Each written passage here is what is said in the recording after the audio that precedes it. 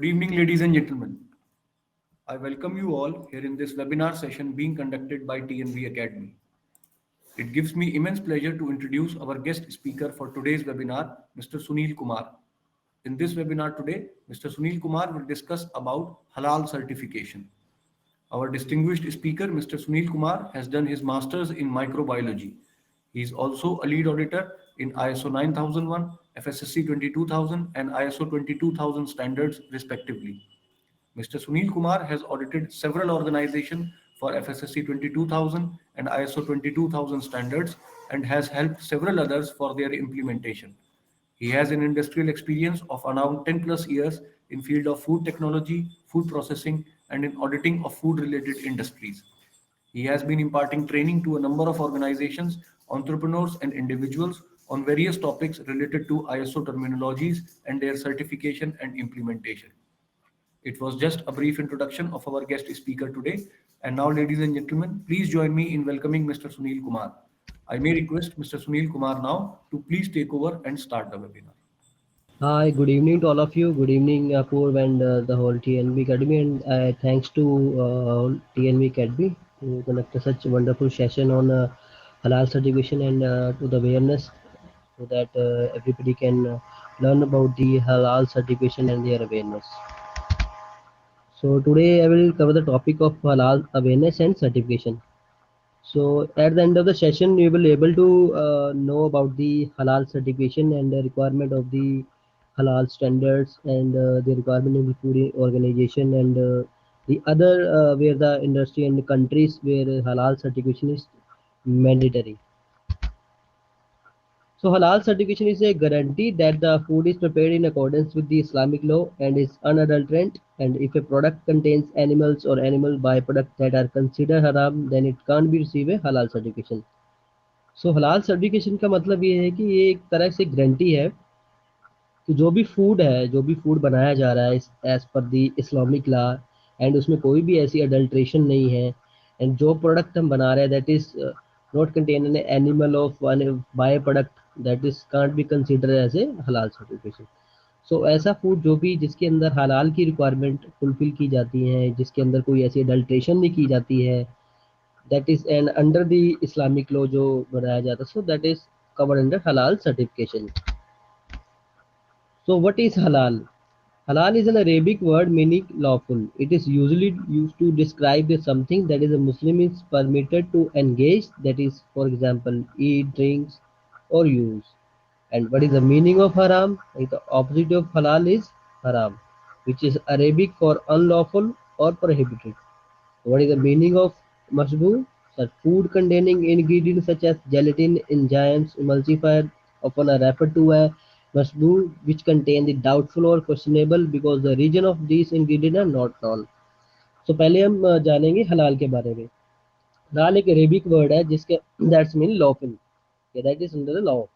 सो जो कि एक मुस्लिम जो पॉपुलेशन या मुस्लिम कंट्रीज है जहाँ पे ज़्यादा इस लॉ को फॉलो किया जाता है कि जिसके अंदर कोई भी उनके खाने पीने वाली चीज़ है दैट इज़ हलाल सर्टिफाइड, तो वो हराम नहीं है, क्योंकि जो हलाल का ऑपोजिट है दैट इज़ हराम, that is that is Arabic for the unlawful or that is prohibited into their countries and into their laws, into their regions.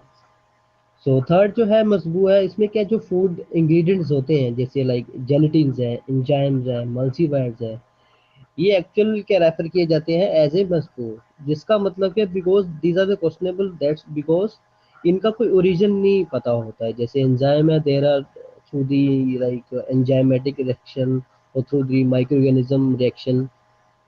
दूसरे एंजाइम्स है वो किसी कोई माइक्रोबायोलॉजिकल ऑर्गेनिज्म की वजह से होता है, क्योंकि उसमें भी कुछ डेड और ऐसे इंसेक्ट ऐसे ऑर्गेनिज्म की वजह से वो एंजाइमेटिक रिएक्शन होती है जिसकी वजह से एंजाइम जनरेट होते हैं. सो जिनकी वजह से कुछ इनका कारण जैसे जो पता नहीं होता, क्योंकि इनका कुछ ओरिजिन ऐसा होता है जिसकी वजह से इनका जो इंग्रेडिएंट ओरिजिन अननोन नहीं होता है, तो जिस वजह से इनको मशहूर किया जाता है. So what are the haram food? Haram food like swine, pork and its byproduct, animal improperly slaughtered or dead before slaughtering. कोई भी ऐसा एनिमल है जिसको डायरेक्ट ऐसे डेड कर दिया है या मीन उसको इम्प्रॉपर उसको स्लॉटर्ड किया गया है बिफोर द स्लॉटरिंग. कि ऐसे नहीं उसको विदाउट मतलब प्रॉपर जो रिक्वायर्ड इस्लामिक लॉ के अकॉर्डिंग हलाल के अकॉर्डिंग उसको हलाल किया है कि नहीं. So that is come under haram food, that animal not slaughtered in the name of Allah. So जैसे कुछ एनिमल्स होते हैं जो without in the name of Allah वो स्लॉटर नहीं किए जाते क्योंकि उनके लॉस इस्लामिक लॉ के अंदर आता है वो चीज़. And alcohol and all form of intoxic and hazardous drinks, जो भी ऐसे ड्रिंक्स लाइक अल्कोहल है, कोई ऐसी अल्कोहल बिवरेजेस है जो कि हलाल के अंदर अंदर नहीं आती है, जैसे इनको क्योंकि इनको इनटॉक्सिक माना जाता है और ये हजार्डियस माना जाता है. एंड अदर कार्निवोरस एनिमल जैसे bird of prey and land animals without external ears. Then कुछ एक पेस्ट है जैसे like rat, centipede, scorpion, other similar animals which are हराम foods. And animal forbidden to be killed in Islam, for example ants, bees, spider and woodpecker birds. Other animals like they are considered rapidly generally like lice, flies, maggots and other similar animals that are also come under the haram food. Animal that live both on the land and water such as frogs, crocodiles and other animals. Blood, byproduct of blood and drinks like which contain any of the above haram ingredient or contain through contact with any of the above product. तो इस तरह से different category of हराम food है जो हराम के अंदर आती है, हलाल के अंदर आती है. क्योंकि वो ऐसे हराम फूड जैसे होते हैं क्योंकि जिनको डायरेक्ट ऐसे इन प्रॉपर स्लॉटर किया गया. कुछ एनिमल्स हैं जिनका और कुछ जैसे ये आपका इंसेक्ट्स है जैसे प्रे है, लैंड एनिमल्स है जैसे विदाउट एक्सटर्नल ईयर्स हैं. तो इस तरह से डिफरेंट कैटेगरी ऑफ हराम फूड है जो इसके हराम के अंदर आती है जिनकी वजह से उनको एज ए हलाल सर्टिफाइड के अंदर ले लिया जाता है. So what is halal certification? Halal certification is a process by which a credible Islamic organization certified that a company produced and has undergone the thorough inspection and is found to be conformed to the Islamic dietary laws and can be therefore be lawfully consumed by Muslims. So halal certification जैसे मैं पहले बताया कि वही है कि जैसे ये क्योंकि सर्टिफिकेशन डिफरेंट जो हलाल सर्टिफिकेशन ऑर्गेनाइजेशन होती है इस्लामिक ऑर्गेनाइजेशन है जो कि थर्ड पार्टी ऐसे थर्ड पार्टी जो सर्टिफिकेशन देती है हलाल के लिए. तो वही वो चीज़ फॉलो करती है कि जो भी ऑर्गेनाइजेशन हलाल सर्टिफिकेट लेने जा रही है they are fulfil the requirement to the Islamic dietary laws and the lawful that consumed by the Muslim. So इन सब चीज़ों का उन हलाल सर्टिफिकेशन जो ऑर्गेनाइजेशन लेने जा रही है उन सब चीज़ों का उनको ध्यान रखना है. और इसमें बेनिफिट्स क्या है like opportunity to tap a global हलाल food market of about 2 million people like Middle East, Asia Pacific, European, then Europe, USA, Latin, then Central Asia. So different in the different country के अंदर आपको opportunity मिलती है कि जो भी हलाल फूड मार्केट है वहाँ पे आपका फूड है जो अगर आप हलाल सर्टिफाइड करवाते हो then you can import export your product to the different country like as said Middle East, Asia Pacific and other like Latin and Central Asia. And since halal certification is not mandatory, a competitive advantage is gained over companies with no halal accreditation. सो हलाल certification ऐसा नहीं कि हर industry को mandatory है. जैसे कोई भी organisation है जो फूड बना रही है किसी जो ऐसा प्रोडक्ट बना रही है जो इस्लामिक कंट्रीज में भेज रही है या इस्लामिक जहाँ पे पीपल ज़्यादा ज़्यादा कह सकते हैं कि हलाल फूड मार्केट जहाँ पे वहाँ पे सेंड कर रहे हैं यहाँ पे भेज रहे हैं. तो वहाँ पे क्या है कि आपको मैंडेटरी नहीं लेना बट क्या है कि आपकी जो वेटेज है जो आपकी गेनेज है वो ज़्यादा हो जाती है. तो कंपनी आपको जैसे आपके पास अगर कोई हलाल सर्टिफिकेशन नहीं है तो आपको वो प्रेफर नहीं करेंगे. अब किसी ऑर्गेनाइजेशन के हलाल सर्टिफिकेशन है तो वो गल्फ कंट्री को अपना फूड भेजना चाह रही है तो दे आर श्योर दैट कि इन्होंने इस्लामिक लॉ के अंदर डाइटरी लॉस के अंदर इन्होंने अपनी रिक्वायरमेंट फुलफिल की रही होंगी. तो इस वजह से इनको हम पहले प्रेफर करेंगे. और जिन्होंने हलाल सर्टिफिकेशन नहीं ली होगी तो उनका थोड़ा गेन एंड वेटेज बहुत कम रहेगा क्योंकि ऐसा नहीं कि ये मैंडेटरी है बट वही है कि कहीं जब आप गल्फ कंट्री में भेजोगे तो उनका ये मैंडेटरी वो रिक्वायर्ड कर लेते हैं कि हमें आपका हलाल सर्टिफिकेशन चाहिए. And halal license impose strict personal sanitation requirement in addition to manufacturing premises hygiene practices complementary to the HACCP program. So HACCP certification के लिए जैसे HACCP जो हलाल सर्टिफिकेशन के लिए जैसे HACCP की रिक्वायरमेंट होती है इंडस्ट्रीज में तो उसी तरह इसमें कुछ additional manufacturing and hygiene requirement रखी होती है हलाल सर्टिफिकेशन के अंदर. कुछ उनकी चेकलिस्ट है इसके अंदर आपको हलाल सर्टिफिकेशन लेना पड़ता है और उसके अंदर आपको ये चीज़ें फुलफिल करनी पड़ती हैं जिसमें आपको मैन्युफैक्चरिंग प्रैक्टिसेस फॉलो करनी पड़ती है, हाइजीन प्रैक्टिसेस फॉलो करनी पड़ती है, देन हैसअप आपको मेंटेन करना है, that is a mandatory part for that, but according apart from that कुछ अदर रिक्वायरमेंट है that you have to fulfill and follow to achieve the halal certification. So there are different type of halal certification like eating establishment issued to the retail food establishment like a like a restaurant, school canteen, snack bar, halal corners, confectionery, bakery, shop, stall, food court, any of the like temporary store in market, any of the trade fair. तो जहाँ पे different different जैसे like shops हैं, canteen है, school के अंदर canteen है, restaurant है, दे वांट टू टेक हलाल सर्टिफिकेशन, क्योंकि वहाँ पे अगर इस्लामिक पीपल ज़्यादा है तो वहाँ पे उनको डिस्ट्रीब्यूट करना है फूड, तो वो जो फूड है वो हलाल सर्टिफाइड होना चाहिए। उसमें ऐसा नहीं कुछ हराम फूड आप ऐसे ही आप बना के उनको दे रहे हो या बच्चे खाने के लिए दे रहे हो या सेल कर रहे हो। सो आप कहीं पे भी ये हलाल से डिश ले सकते हो, जैसे ईटिंग स्टेब्लिशमेंट है, स्कीम है, जैसे रेस्टोरेंट है, स्कूल है, कैंटीन है, स्नैक बार है। Then there is an endorsement scheme that issue to the imported, exported or re-exported product in respect to which halal certificate have been issued. तो वही है इम्पोर्ट एक्सपोर्ट के लिए भी, आप इसको डिफरेंट कंट्री में एक्सपोर्ट करते हो, इम्पोर्ट कर रहे हो, तो उसके लिए भी आपको हलाल सर्टिफिकेशन रिक्वायर्ड रहेगा। Food preparation area scheme like issue to the catering establishment and central kitchen facility. तो कैटरिंग फैसिलिटी होती है जैसे लाइक कहीं पे आपका कोई लाइक मैरिज हॉल है या कुछ ऐसी किचन फैसिलिटी है जहाँ पे ये आपको डिस्ट्रीब्यूट करना है फूड अपना, तो वहाँ पे भी आप अपनी हलाल सर्टिफिकेशन ले सकते हो। Then other is the poultry, so यहाँ पे डिफरेंट टाइप ऑफ आपकी सर्टिफिकेशन आप ले सकते हो। So like this is the poultry welfare scheme यहाँ पे that is issued to the poultry welfare for their freshly slaughtered poultry. So poultry farms like poultry जो areas है वहाँ पे slaughtered जो poultry areas है वहाँ पे भी आप ले सकते हो। Then product scheme है that issued to the product which are manufactured or partially manufactured. So product scheme है जहाँ पे आप मैन्युफैक्चरिंग कर रहे हो, चाहे इसकी सेमी प्रोसेस अपनी फॉलो कर रहे हो या पार्शियली मैन्युफैक्चरिंग कर रहे हो, वहाँ भी you can take a halal certification. The storage facility like issue to the stationary and mobile storage facility such as warehouse and cold store. तो स्टोरेज फैसिलिटी है जैसे आपका वेयर हाउसेज होते हैं, कोल्ड स्टोर रूम्स होते हैं, जहाँ पे डीप फ्रोजन अपने जो मीट एंड फ्रोजन फूड्स होते हैं वहाँ पे you can take the halal certification.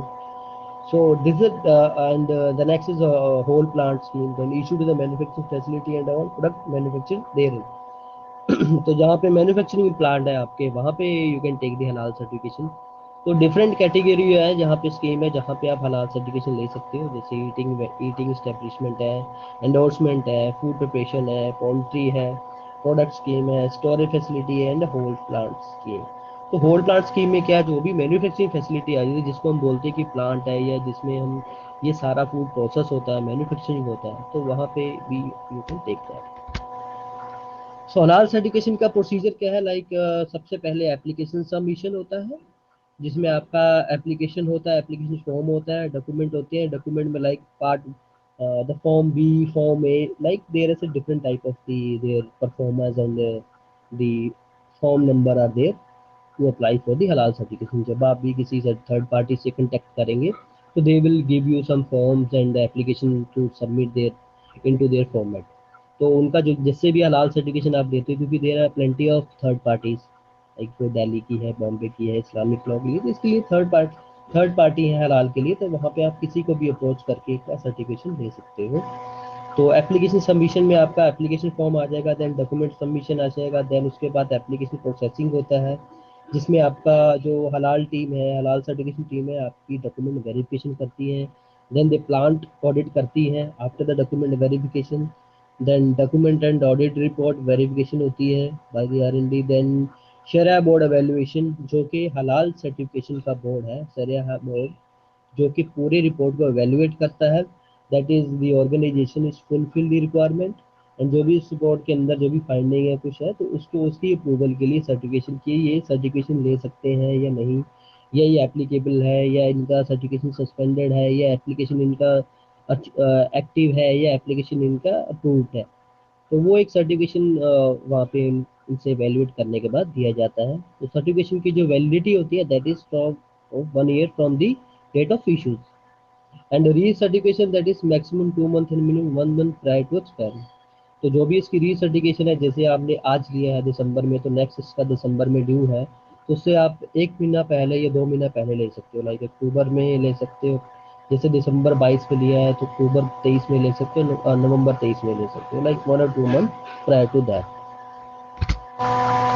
So documentation requirement for halal में क्या है कि list of raw material and contact detail of their suppliers. तो जो भी आपके प्रोडक्ट के अंदर रॉ मटेरियल यूज हो रहे हैं और उनके कॉन्टैक्ट डिटेल ऑफ सप्लायर जिससे आप वो मटेरियल मंगवा रहे हो। जैसे आपने कोई एक्सवाइजेड मीट बनाया तो उसके अंदर क्या क्या मटेरियल आप डाल रहे हो, और जो वो मटेरियल जो आप डाल रहे हो वो किस सप्लायर से मंगवा रहे हो। Then supplier COA, certificate of analysis, MSGS, material safety data sheet and halal certificate for raw material. तो जिस सप्लायर से भी आप मटेरियल ले रहे हो उनसे आप COA रिपोर्ट लोगे, जो भी आपने मटेरियल उनसे मंगवाया उसकी COA report that is comply with the specification. Then उसका MSGS, देन उसका हलाल सर्टिफिकेट जो भी आपके रॉ मटेरियल आ रहा है। देन थर्ड है list of packaging material and its food grade certificate. तो जो भी आप फूड बना रहे हो, जो आपको जिसके लिए आपको हलाल सर्टिफिकेशन लेना है, क्योंकि उसमें कुछ ऐसा एनिमल जो स्लॉटर्ड नहीं है, डायरेक्ट जो हराम स्लॉटर मटेरियल नहीं है, कोई अल्कोहलिक यूज़ नहीं है प्रोडक्ट के अंदर, तो उन सब का आपको जो भी उसमें उसके अंदर आप जो भी पैकिंग मटेरियल यूज़ करते हो, चाहे इवन वो पॉलीलाइनर है, पॉलीथीन है, anything else you are using as a packing material, तो उसका फूड ग्रेड सर्टिफिकेट होना चाहिए। Then product list to be included under certification. तो जो भी प्रोडक्ट आपको अपने सर्टिफिकेशन के अंदर लेने हैं, जैसे आप कोई सॉस बना रहे हो या कोई आप पापड़ बना रहे हो या कोई चिप्स बना रहे हो, anything you are making it, because कोई भी प्रोडक्ट कैटेगरी आप ले रहे हो तो उसमें आपको उस प्रोडक्ट की लिस्ट डाल के आपको भेजना है कि ये सर्टिफिकेट इस प्रोडक्ट की हमें हलाल सर्टिफिकेशन लेना है। देन फिनिश गुड डॉक्यूमेंट में आपका स्पेसिफिकेशन शीट आता है, प्रोसेस फ्लो शीट आता है, एक्सटर्नल लेबोरेटरी टेस्ट रिपोर्ट आता है। तो स्पेसिफिकेशन शीट के अंदर कि हाँ कि हमारे प्रोडक्ट का ये स्पेसिफिकेशन है, ये कलर है, ये ऑर्डर है, ये टेस्ट है, ये उसका मॉइस्चर है, ये उसका माइक्रो ऑर्गेनिज्म पैरामीटर, ये उसके केमिकल पैरामीटर है, तो वो स्पेसिफिकेशन शीट के अंदर आ जाता है। देन नेक्स्ट आपका प्रोसेस फ्लो शीट में आपका फुल प्रोसेस आ जाता है कि आपका कैसा ये प्रोडक्ट बनता है, लाइक पहले मिक्सिंग होती है, हीटिंग होती है, कूलिंग होती है, पैकिंग होती है, जो भी आपका प्रोसेस फ्लो है। देन एक्सटर्नल लेबोरेटरी रिपोर्ट, जो भी आपने प्रोडक्ट यहाँ पे बना रहे हैं अपने प्रमाइसिस के ऊपर जिसको आपने हलाल सर्टिफाइड करवाना है, तो उनका एक एक्सटर्नल लेबोरेटरी रिपोर्ट अवेलेबल होना चाहिए, वो आपको वहाँ पे फॉरवर्ड करना होता है। दे हैव टू चेक, वो चेक करते हैं कि जो भी आपने टेस्ट एक्सटर्नल कराया वो as per the legal and regulatory compliance है या नहीं। रेगुलेटरी रिक्वायरमेंट पे आपका FSSAI license, then pollution NOC, then factory license, this are the mandatory requirement for the each and every industry, जिसकी जो कि एक रेगुलेटरी रिक्वायरमेंट है, लाइक FSSAI लाइसेंस हो, चाहे वो पोल्यूशन NOC हो, चाहे फायर NOC हो, फैक्ट्री लाइसेंस हो। हलाल guidelines for the food manufacturing units. तो फूड मैन्युफैक्चरिंग यूनिट्स के लिए जो हलाल की गाइडलाइंस है, the company must handle the end supervise and process हलाल प्रोडक्ट ओनली। सो जो कंपनी है जो हलाल सर्टिफिकेट लेना चाहती है, हलाल सर्टिफिकेट करवाना चाहती है, that should handle supervise and process हलाल प्रोडक्ट्स ओनली। तो हलाल प्रोडक्ट ही उसके पास जो सुपरवाइज एंड प्रोसेस होने चाहिए। The content of raw material process product और एडिटेड मस्ट बी हलाल। जो भी उसके अंदर रॉ मटेरियल ऐड हो रहे हैं या प्रोसेस प्रोडक्ट हो रहे हैं, जो भी एडिटिव ऐड हो रहे हैं, दैट शुड बी हलाल। The surrounding area must be clean and not be contaminated. Cleaning schedule must be proper and systematic.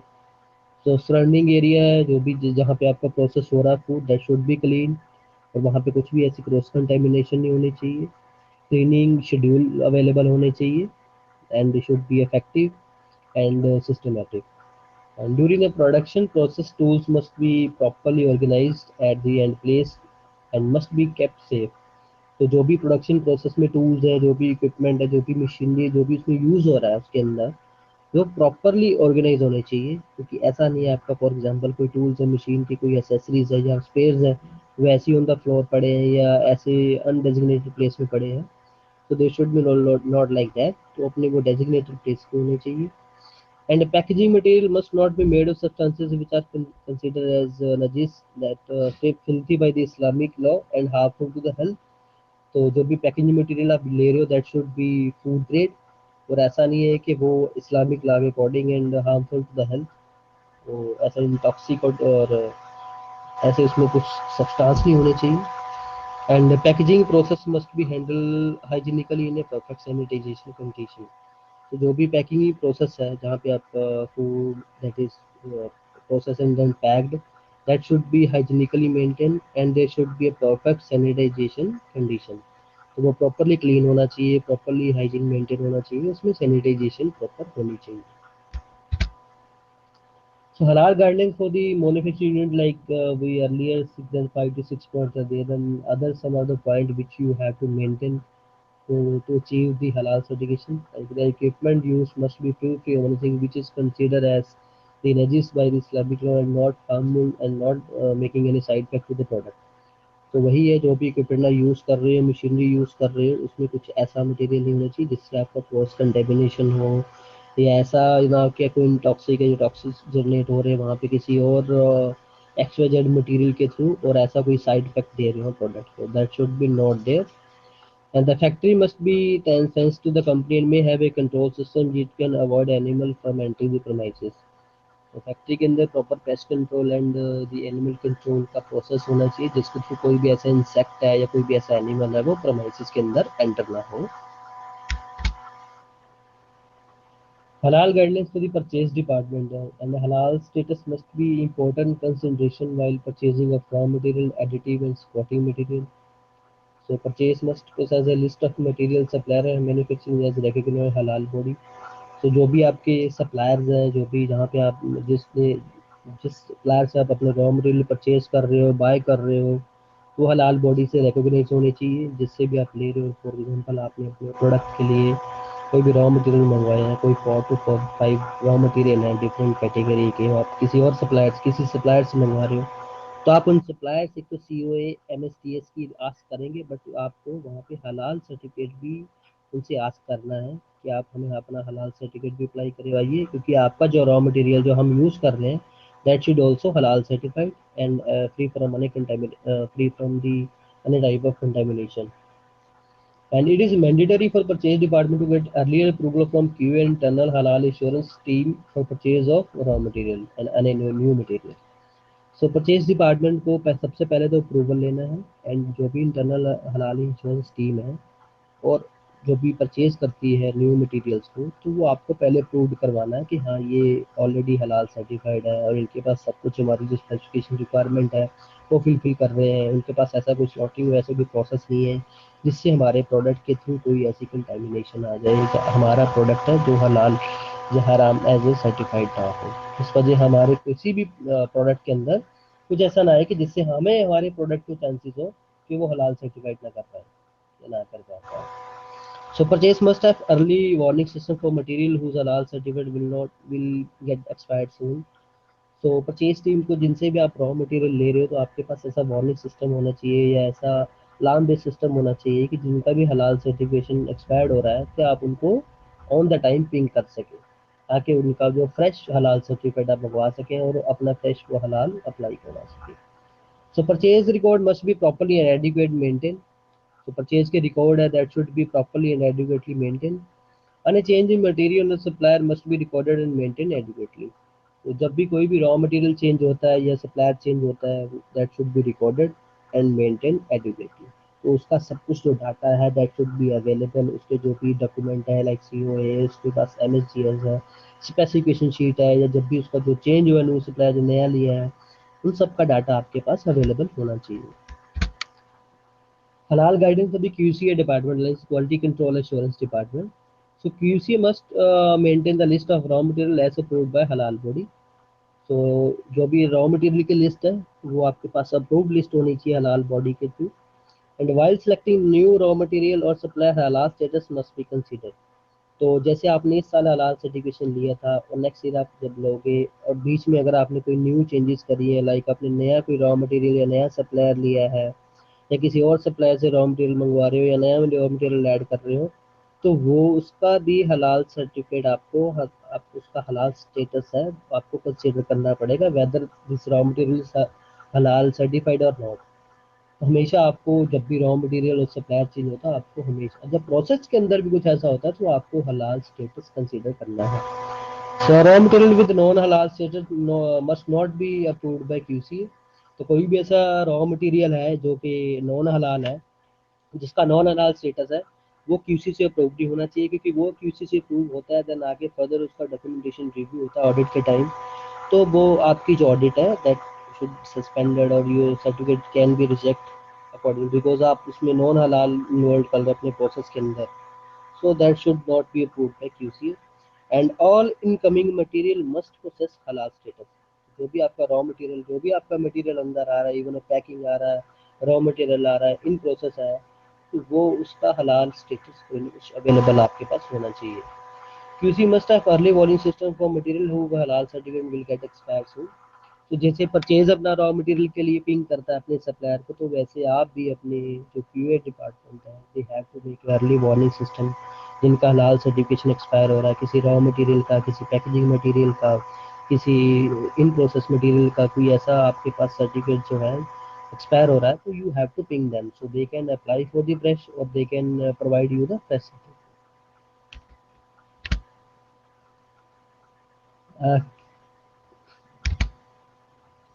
So halal guideline for the R&D. R&D must possess a list of raw material as approved by halal body. जैसे as a R&D हमने बोला कि QC and purchase का है, वैसे R&D के लिए भी एप्लीकेबल है, क्योंकि R&D जब भी कोई नया प्रोडक्ट बनाती है उसमें डिफरेंट रॉ मटेरियल यूज़ करती है, हो सकता है वो एग्जिस्टिंग भी यूज़ करती है, न्यू भी यूज़ करती है, तो उसके लिए जो भी वो रॉ मटेरियल उनके पास लिस्ट है that should be approved by हलाल body. Any sample as provided to the R&D must possess हलाल स्टेटस। तो कोई भी ऐसे सैंपल है जो R&D को दिया गया है, या R&D ने मंगवाया है, या R&D ने टेस्ट कराया है, प्रोसेस करवाया है, चाहे पायलट करवाया है, ट्रायल करवाया है, तो उसका आपके पास हलाल स्टेटस अवेलेबल होना चाहिए।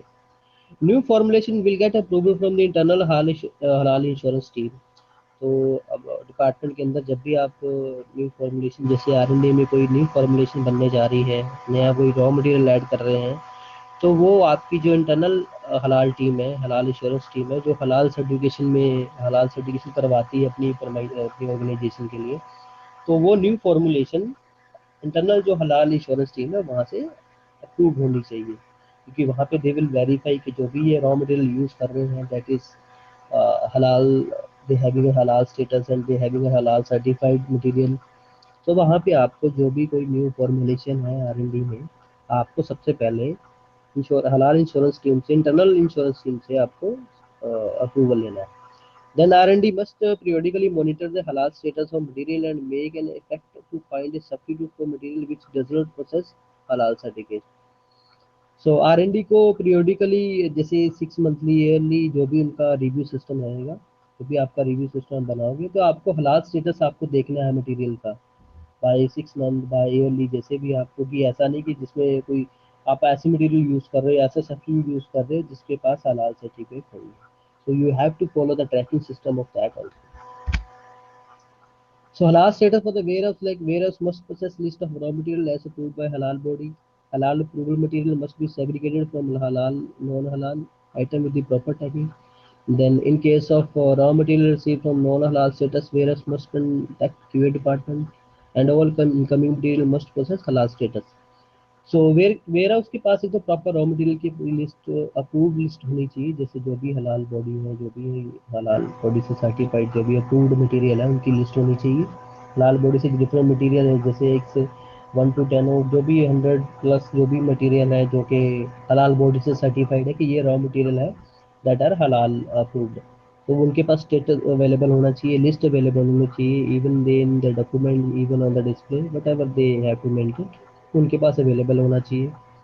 एंड हलाल approve status, the material must be segregated from non हलाल। इन केस ऑफ आपके प्रोसेस के अंदर कोई ऐसा नॉन हलाल मटेरियल भी आता है, यू आर मेकिंग हलाल प्रोडक्ट एंड नॉन हलाल प्रोडक्ट, तो वो हलाल प्रोडक्ट का जो मटेरियल है वो सेग्रीगेट होना चाहिए नॉन हलाल के साथ, क्योंकि अगर वो प्रॉपर टैगिंग नहीं होगी, प्रॉपर आइडेंटिफिकेशन नहीं होगी, तो वहाँ पे क्रॉस कंटेमिनेशन के और मिक्सिंग के चांसेस हो सकते हैं, तो वहाँ पे you have to take care of all that thing.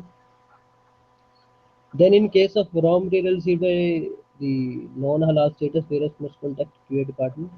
तो कहीं पे कुछ ऐसा रॉ मटेरियल आता है आपका जो कि आप हलाल प्रोडक्ट के लिए यूज़ कर रहे हो, बट उसमें हलाल नॉन हलाल लिखा हुआ स्टेटस है, लाइक दैट इज़ नॉट हलाल, तो वहाँ पे आपको जो वेयर है उसके डिपार्टमेंट को QA से कांटेक्ट करना है, they have to inform that कि हमें कैसा, हमें जो मटेरियल मिला है उसमें नॉन हलाल स्टेटस शेयर किया हुआ है, उसके वो हलाल स्टेटस नहीं है, बट हम उसको हलाल मटेरियल में डाल रहे हैं, तो आपको वो चाहे कंसाइनमेंट रिजेक्ट करनी है, रिटर्न करनी है, but you have to contact your QA department first, उनको इन्फॉर्म करना है, then they will take action accordingly that. उसको क्वारंटाइन करना है, उसको रिटर्न करना है, उसको रिप्लेस करना है, whatever the decision will be there. So all incoming material must be processed halal status, जैसे जो पहले हमने बात करी कि जो अभी रॉ मटेरियल आएगा वहाँ उसके ऊपर हलाल स्टेटस अवेलेबल होना चाहिए। And halal status for the logistic like transportation and distribution tools and equipment must be free from najis.